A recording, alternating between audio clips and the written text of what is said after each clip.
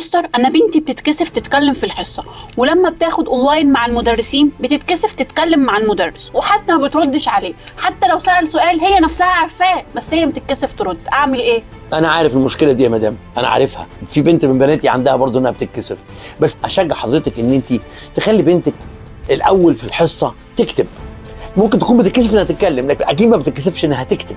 اتفق مع المدرس انه ياخد باله ان بنتي ما بتتكسف، ومن فضلك هي هتكتب لك شات على الواتساب او على الزوم ميتنج او على وريفر شغالين الاونلاين كورسز على ايه. خليها تكتب خطوه بخطوه. لما هي هتكتب هيرد على سؤالها، شجعيها وانت قاعده جنبها في الحصه انها ترد عليه. مجرد ترد بس اسهل من انها تسال. خطوه بخطوه لحد ما تتعود على المدرس، والمدرس لازم يكون عنده حنكه انه يحبها ويقدم لها الحب اللي يخليها تقبل منه انها تتكلم معاه. ده دور مهم. احضري معاها الحصص الاونلاين، ما تسيبيهاش. النوعيه دي محتاجه ان حضراتكم تقعدوا مع اولادكم في الحصه الاونلاين.